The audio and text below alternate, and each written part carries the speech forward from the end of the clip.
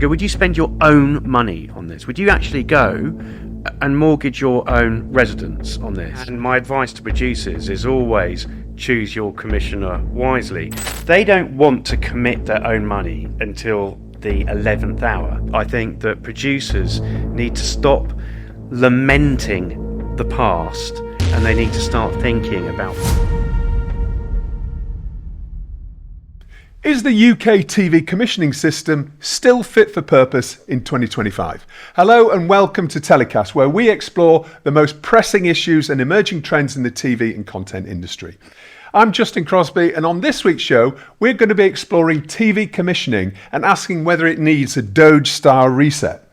For more interviews featuring the movers and shakers of the content industry, just search for Telecast TV on YouTube, and we're also on all the major podcast platforms. My first guest is someone who's had a foot in both camps. Ed Sayer served as a commissioner and now works on the production side. We're going to dive into the critical issues facing producers and get Ed's unique perspective on how the commissioning process really works. Ed, thank you for joining us on Telecast. How are you doing? Thanks for having me, Justin. I'm super excited to be here. Thank you for coming in and spending some time with us. You've been on a foot in both camps, as I mentioned. You've been a commissioner, and now you're a producer as well. Just bring us up to date with what your commissioning background and what you're up to right now. Well, I've had a very fortunate career. So I had about 15 years of producing, directing, series running, exec producing for the BBC and ITV. I then became Vice President of Production and Development for National Geographic. I became Head of Original Commissioning for Discovery International. And now I popped out the other side of that and back into production. And so I've kind of got a really, I feel, a unique perspective of the industry and what's going on. Okay, well, and I'm really looking for discussing, all of lots of key issues. I kind of boiled them down to 5 key issues that a lot of producers say to me as issues and challenges that they have with the TV commissioning system as it is. But first of all, commissioners get a lot of stick from TV producers, not directly, because obviously, producers don't want to bite the hand that feeds them, right? And yeah.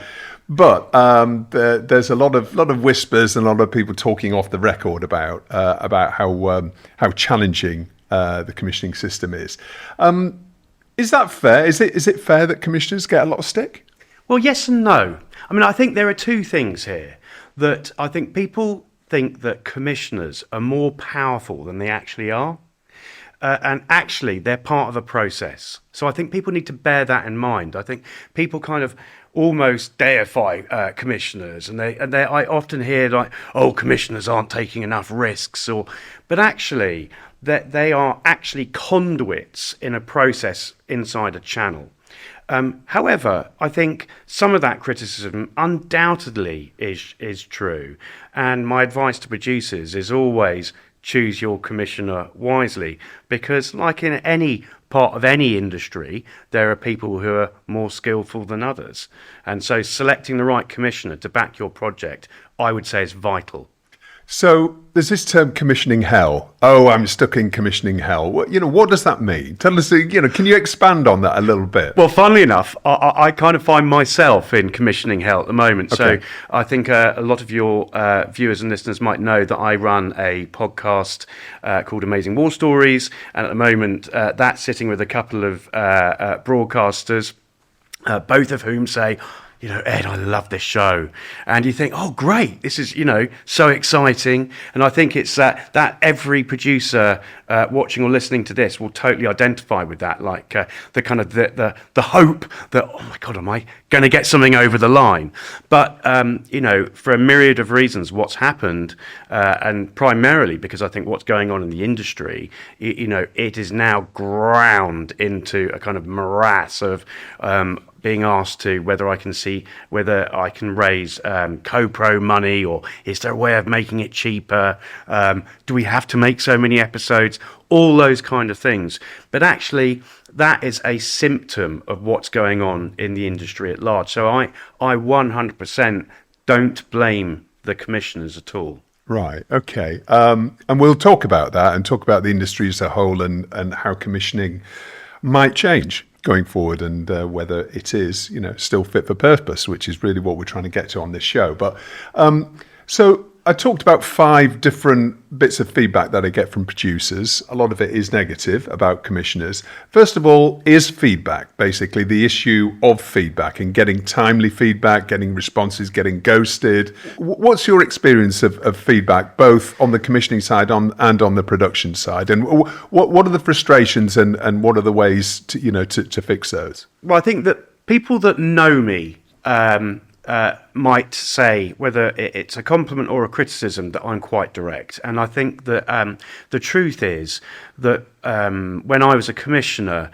if I was pitched an idea that wasn't right or I didn't think I had a chance of getting over the line, I just shut it down quite brutally there and then, because I just don't think you want to waste anyone's time.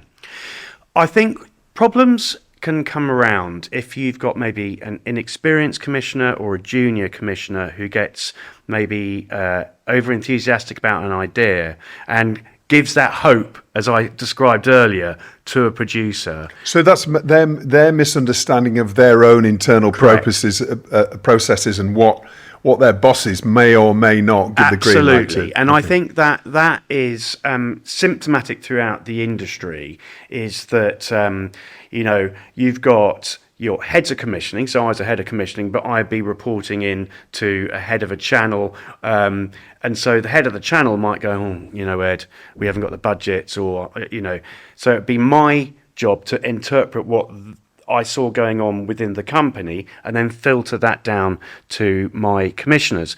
But it's a bit like being a politician. You can't tell the whole story to your junior commissioners, right? Because you're worried about that getting back to the producer? 100%. Okay. So you don't want it out there like, oh my God, they got no money, because then no one would ever come to you. And also that situation could change quite quickly. Yeah. And so you have to manage these situations quite carefully with your junior commissioners. And so what can happen is your junior commissioners get sometimes maybe overexcited. They've had they've gone to the bar with a producer mate. They've cooked up a brilliant idea.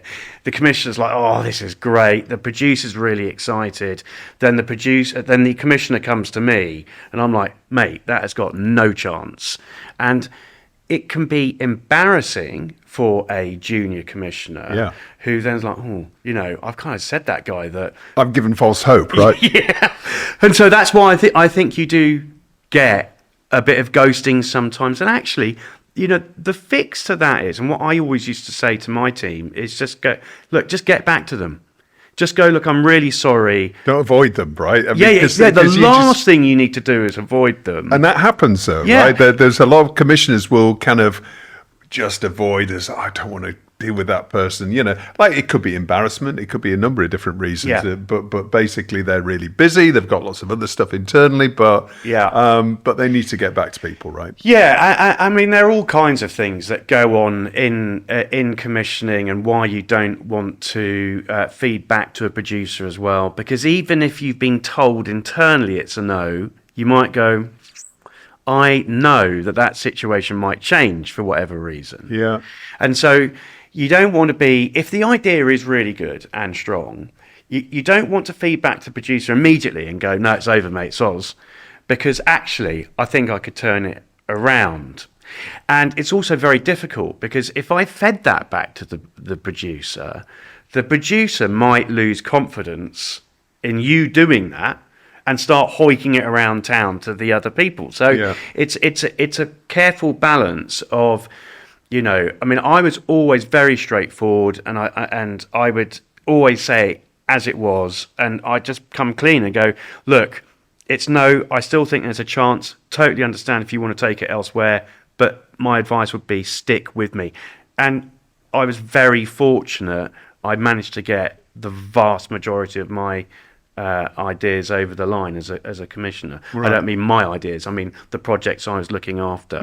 Yeah. So there's a certain amount of hedging your bets as well that can happen from a producer and a commissioner relationship. That's that things, the budget might get unlocked or whatever that reason is. Correct. And you've got to remember that at a channel, there's all kinds of competing things that are going on. And I remember being at one of the the big channels, and this mad directive suddenly came down from up high, like a kind of thunderbolt from Zeus.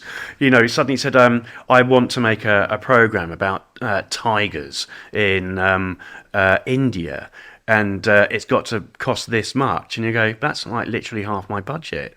And, you know, so we've planned how many series, how many episodes, what genres, and then suddenly, you know, a directive can come down going, you've got to do this. And how does that work then? I mean, obviously you might have your head of commissioning or even higher than that who's putting forward that sort of directive, and obviously you've got to jump, right? The boss says jump, it's like, okay, we've got to make it work. So that will come as there's a specific brief coming down, and then it's like find a producer, is that Yeah, you know, we see...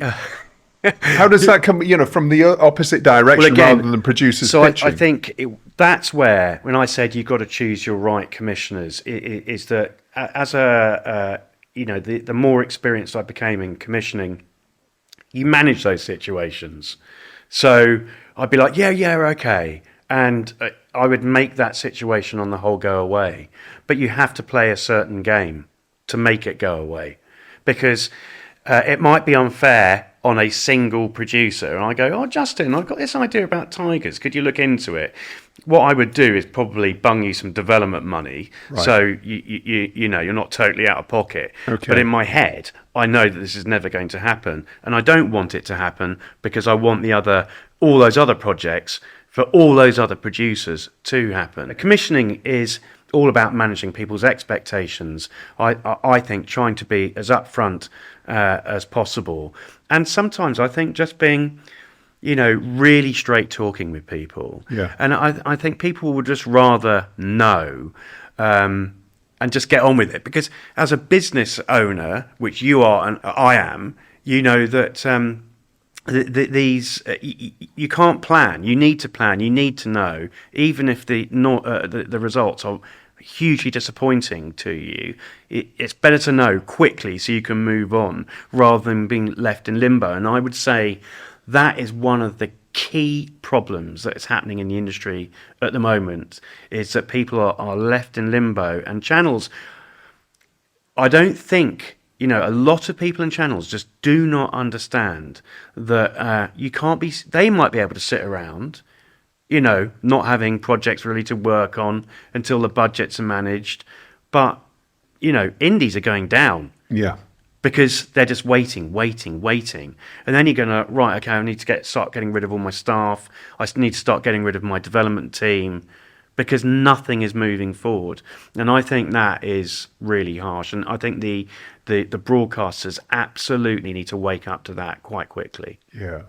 And just to finish on that point then, when a producer takes a project to a commissioner, maybe a junior commissioner, in general, is there an order to which company a producer will take that project to? So you're talking about channels. Which channels will I approach first? Channels, yeah. Well, I think actually that's a really interesting point that you've raised, because, again, time is money for everyone, and I get really irritated when people would come to see me and have clearly just opened the filing cabinet, got out a few ideas, and, you know, every channel has its own flavour, and it's like, you know, you actually commission your own content, right? Yeah. If I came to you and went, hey, Justin, shall I I'd really want to do an episode about the best way to make tomato soup.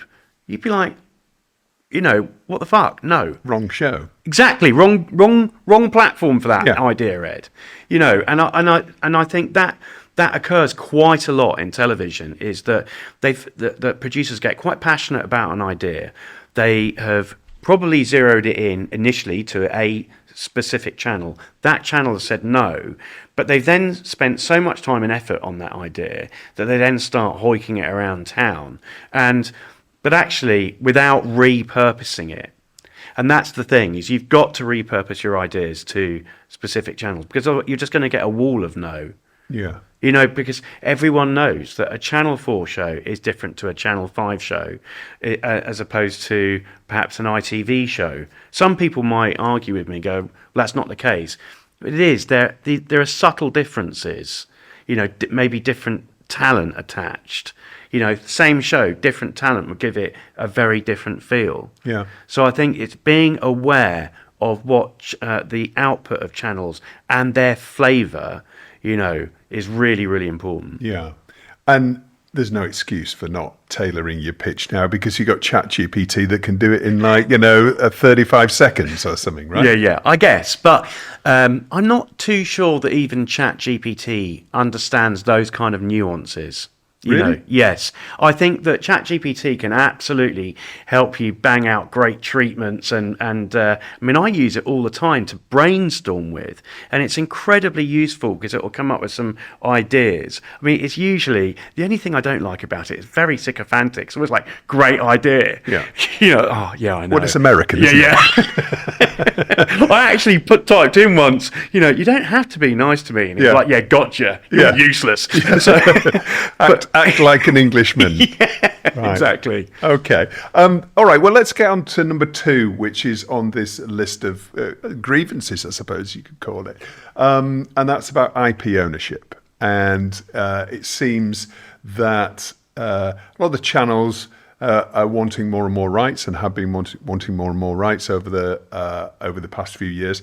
Whether that's changing now when it comes to co-production and the need for co-production funding, but there has been a bit of a creep, I think, in terms of the rights that channels are insisting that they take, and leaving producers with, you know, less and less rights. I mean, where do you stand on that side of the debate? I feel very strongly about the rights situation, and I always have done, actually.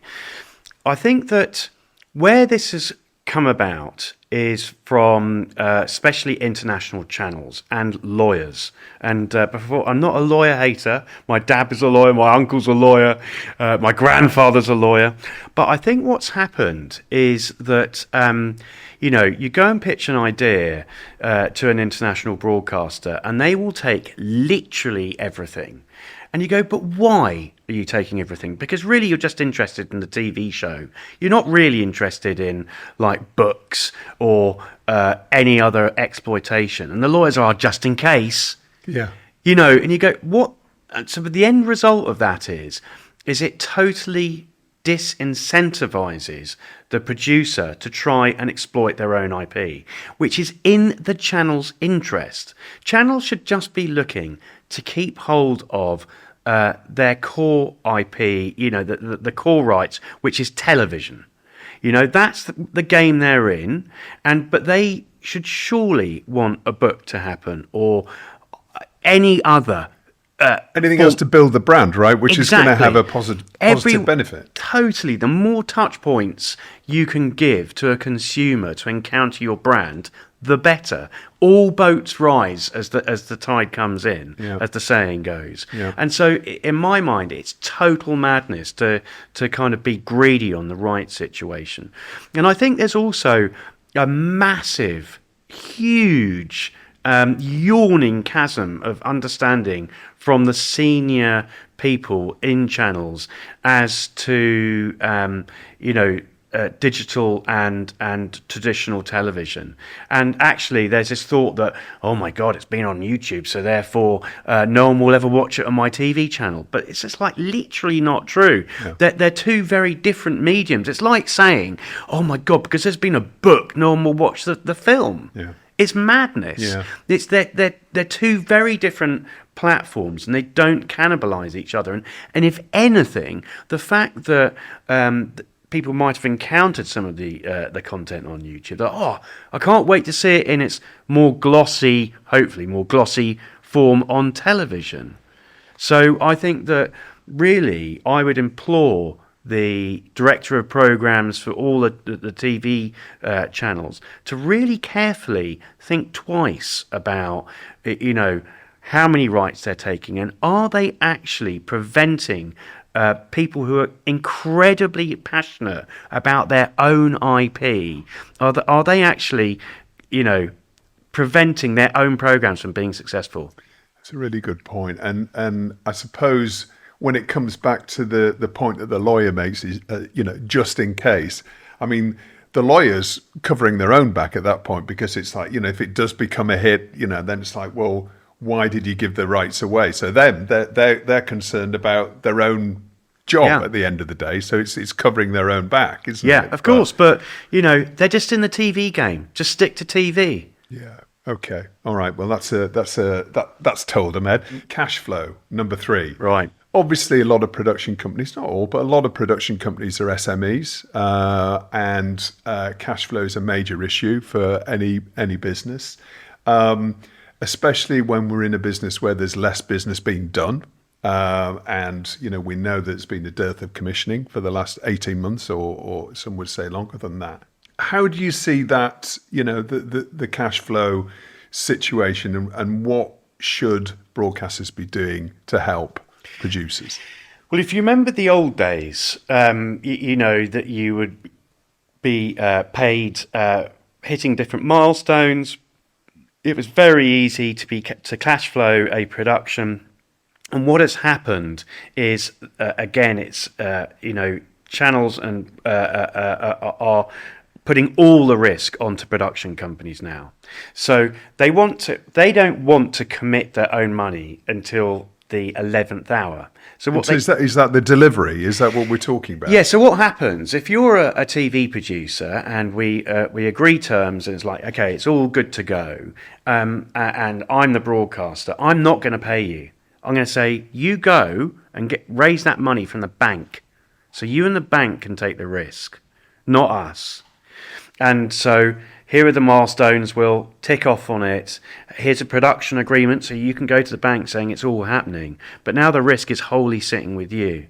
So is that what happens most of the time then? Is it literally banks that are literally bankrolling a lot of these independent TV productions? Absolutely. So what happens is that you'll go off to a bank, maybe Barclays or whoever. You'll say, I've got this commission. Can you help me cash flow it? They will do that. They will charge interest.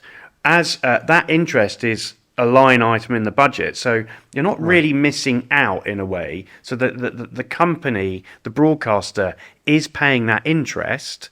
So, but the real point is, at any point they could go, nope, I'm not happy with this show. This isn't how what we agreed. And so they haven't forked out anything. And not only that, they've held on to their money for longer.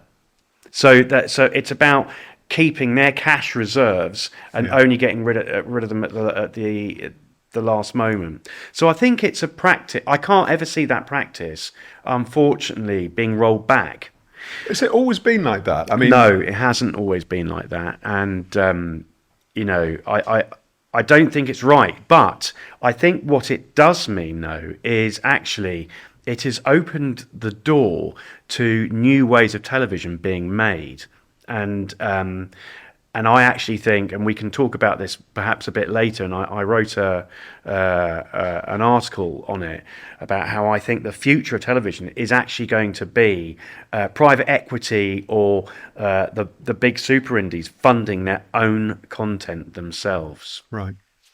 Okay. And that, again, well, then the IP issue, that's resolved, isn't it? Because essentially all the IP sits with the producer if they're self-funding it. And that's what's happening in the digital first world now. Absolutely. And I think that, so all these measures that the broadcasters are taking are actually, in a way, they're slightly shooting themselves in the foot, because they're forcing producers to think creatively. So a really good example is when I came up with, it's not like it's happened yet, but so I produced Amazing War Stories, the podcast. It had over 1 million streams. I then launched the YouTube channel that monetized within 1 month. And now I've now kind of packaged up all the rights that I own. And then I go to a broadcaster. In the old days, I would have gone to the broadcaster first. Yeah. But now, so if they try and go, oh, I want the YouTube rights, and it's like, no, they're already off the table. It's already happening. Yeah. And can I ask you how you funded that then? Again, private equity. Right. So I think the more that you can hold on to your own rights, the better everything is. Yeah. And so I think that is one of the big kind of disconnects, I think, between channels and broadcasters and the production community. And I fully believe what is going to happen over the next 2, 3, 4 years is that we're going to pivot to more like a Hollywood studio system where channels just become more like cinema chains. They're platforms, they're distribution platforms. And in fact, as producers are being made to shoulder more and more risk, they go, oh, right then, I'll shoulder that risk, but I keep all the rights, I'll exploit it how I want, and you're just one of many ways of me monetizing. Yeah, interesting. So the fourth item on our list is shifting priorities. So that is really around decisions being made halfway through a project. This could be funding-wise. This could be editorially. A new head of commissioning comes in above an existing commissioner. The new Premiership manager's just arrived. That's right. Yeah. And is the fullback on his way out? I mean, so how do you see that? I mean, how have you experienced that in your career? So I think there are everyone has war stories of, oh, my project was almost greenlit and then this new person came in and it all fell by the wayside. And I mean, there is some truth in that if a channel is struggling and things aren't working and they do have a change of kind of director of programs or whoever, and that new person comes in, he or she is not going to continue doing the thing that the predecessor was doing. And they're going to shift it quickly, right? Oh, they need to make their mark, So the thing is, it's like a pendulum, isn't it? So the pendulum's gone one way, now they come in, it goes the other way, and it's never really good for anyone, to be honest. It's not good for producers, it's not good for commissioners. I mean, do you see that happening where a project will, in mid-production, can change? Does a head of programs or somebody very, very senior doesn't like the direction of a production that's out already in train? Oh, that has absolutely happened to me. So right. I had a major show with a production company which sadly doesn't exist anymore, Betty, and it was going to be a 6-part series where we took some veterans, and it was an amazing show where we were going to then build bionic body parts for them to compete in different sports and do mad things with. Wow. And it was brilliant, and we built some rocket-powered legs for a guy called Mickey Yule to compete against a bobsleigh. Actually, it wasn't a bobsleigh; it was skeleton, right. the Olympic champion. Yeah, and it was incredible. It was really, really good. And anyway, suddenly the budgets got slashed. I was called into the office saying we've got to stop the production altogether, and I was like, you literally can't do that. And so I had quite a forceful argument, and in the end, I managed to keep one show happening, but the rest of the series was done. Betty didn't lose out. In those situations, the production company on the whole doesn't lose out, that they'll be paid off to a point. But they do ultimately lose out because they haven't made the extra 4 or 5 programs. The rest of the show, the markup on the rest of the shows, but also the opportunity to exploit it internationally if it's only a local commission. Yeah. So it does happen, and it's when I say choose your commissioner wisely, it's who's going to go into bat for you. You've got to remember that commissioners are not sitting there going, yes, no, I'm going to make that happen. As I say, they are part of a process. And so you have to give, as a producer, you have to give a commissioner all the materials for he or she to go and pitch your project properly. Yeah. And so if you don't do that, they can be blindsided without the right materials. Yeah. And so I think that's really worth remembering. It's not all down to the commissioner's shoulders, but on the other hand, though, you do want someone who's a bit feisty, who's You going need to... an internal champion, don't you? That's You need what an you're looking internal for. champion and someone who's going to kick against something when it starts going wrong, going, hold on a second, that's not right. Yeah. Because I think, commissioning is still very much part of the creative process. And I think then you've got the business side, which are lawyers and, all the other people, all the different thoughts going on there. And they're like, just can it. They don't care. Yeah. Whereas we know the pain. Yes. And so you've got to find, as you say, the right champion and someone who's robust enough, especially if your show is a little edgy or different, Yeah. to kind of help push it through. Right. Okay. Well, we could spend a lot of time, I'm sure, talking about war stories about shows that were cancelled, and I mean that's going on now. I mean it happened. I know we saw that Paramount did that last year to a number of different shows, and I'm sure there's lots of others that are unreported. So maybe that needs its own telecast in its own right. I think probably, yeah. How the hell do you deal with that situation? But okay, the last one is well-known names and well-known talent. So that can either be production companies or it can be well-known talent in front of the camera as well. And basically the ability for small and medium-sized indies to compete with those big names. I mean, is that just inevitable, when it comes to a competitive market? Small, lesser-known companies with great ideas competing against bigger names with maybe lesser ideas, and the bigger names win out. I think there's two sides to talent, isn't there? I think that the situation you're describing is what you're saying is, are the super indies like Banijay more likely to get something away than, say, Crosby Sayer Productions? Yeah.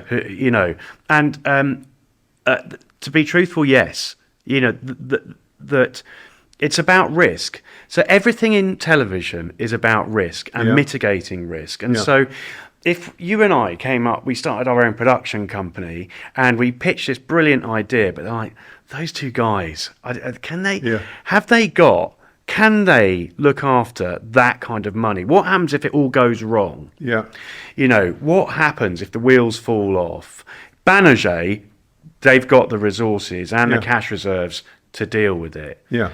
If things do go wrong, they're still going to deliver, a show that is Correct. going to work for the broadcaster, Yes. and that's, I suppose, the bit of the guarantee that's there. Absolutely. And I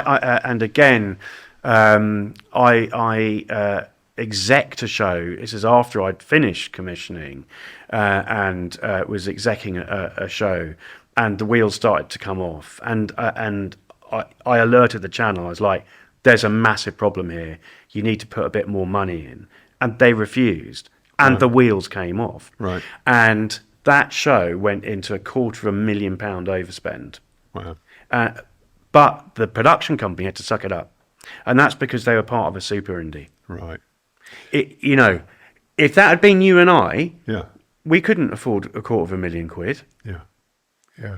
And that £250,000 for them is like worth it for the relationship, isn't it? And kind of, and they've got other things going on, and and there's very much a kind of the channels, they can afford it. We've given them so much work, so I think that there has to be some realism now. But what I don't want to do is paint a picture where small indies are thinking, well, how am I ever going to get a big show away?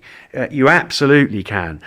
When I was a commissioner, if I was worried, I would go, do you know what? I'm going to pair you with another company. Yeah. And that's how you kind of get around that. And you put some safeguards in place. I'm going to give you a really experienced exec. We are going to give you a little more scrutiny, but that's to help you as well as us. And how does the rights and the money split work in those situations? Well, again, it's usually it's a split of production fee. Because then if I said, oh look, Justin, I'm afraid I'm going to make you go and work with Banijay are going to go, well, okay, we're now shouldering risk. Yeah. And so it's only fair, right, that we're going to split some production fee. Yeah.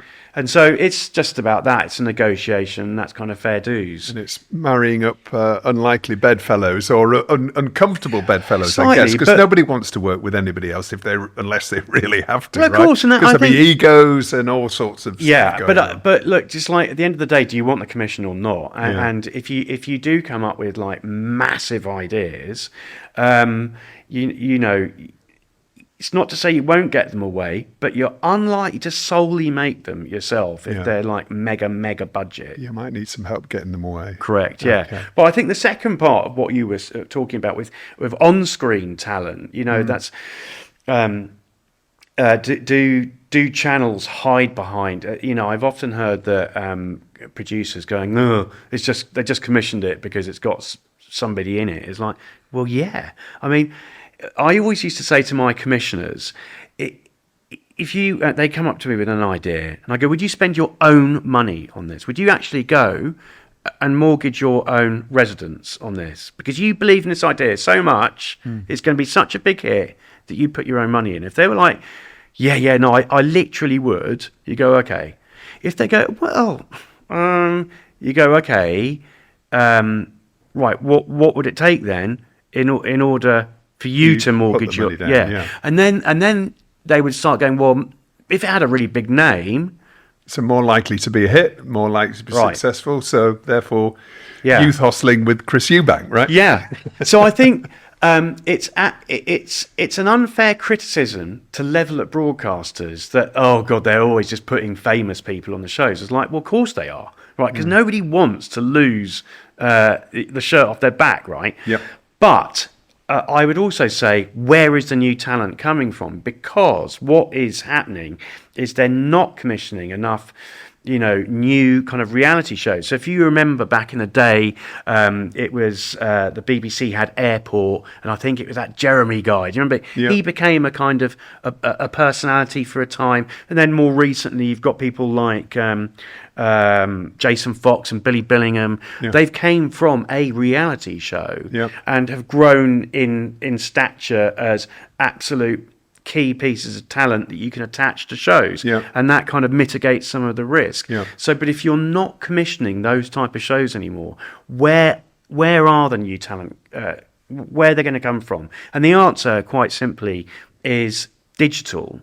But then, that's not even really working as well as everyone expected. You've got Amazon, they've got Mr. Beast. You've got all these. They're trying to take people off one platform and put them on another, but it's not as simple as that either. Because as we discussed earlier, they're two different audiences, and they don't really cross over as much as people think. Types of show. They're shot in different ways, and they're consumed in different ways on different platforms, right? Yeah. So interesting. Well. The last point, we're going to run out of time now, Ed, but I'm going to ask you a couple of quick-fire questions now. Is TV commissioning an outdated practice altogether? I think it's getting there. I think that in TV commissioning it was of a period, and it solved a particular set of problems that a broadcaster faced. Are the shows compliant? Are they being delivered to how you want them to be? If you go back to very early television history, it was people with pipes going, "Yes, Justin, go and make me a show about something," and you would just go off, and then that would be it. And then you go, "Justin, how's that show coming along with the tigers in Bengal?" And you go, "Oh yeah, no, it's all done." Yeah. And I think that actually, if you really want those kind of new, extraordinary, different shows that can be channel defining, you need your commissioners to take a step way back and let the producers get on. Yeah, well, it's famously, the commissioning process of Monty Python, for example, and how hands off that was. Yeah. That would never get made now, obviously. And lots of other shows like it. But okay, and then finally, is the TV industry too big? Undoubtedly, the television industry is too big. And I'm really sorry to say it, but we've gone way past peak TV. There is going to be way more consolidation, I'm really sorry to say. And I think that producers need to stop lamenting the past, and they need to start thinking about where is the industry going, and where do they need to pivot, and where are they going to put their bets on the roulette table. Because in my mind, I think that television is going to shrink, and it needs to differentiate itself to other media platforms. And so it'll, in my mind, be high-end television. That's where the lower cost stuff, that's all going to go digital. So if you're in the game of where you used to make tons of stuff for people like me at Discovery or Nat Geo, you need to be thinking, okay, those days are gone. You need to start thinking elsewhere. Yeah. All right. Well, lots to chew over there, Ed, and we'll be covering all of those issues and more every week on Telecast. Thanks for joining us. It's been brilliant to have you on, and good luck with everything on Amazing War Stories. Well, thanks very much. And it's not just, I kind of take this opportunity to say that I've got a new newsletter starting, Yep. the TV Whisperer. So if you want to hear more of my outlandish thoughts about the industry and other stuff, please go to thetvwhisperer.com. Okay, there you go. Ed, thank you so much. Cheers.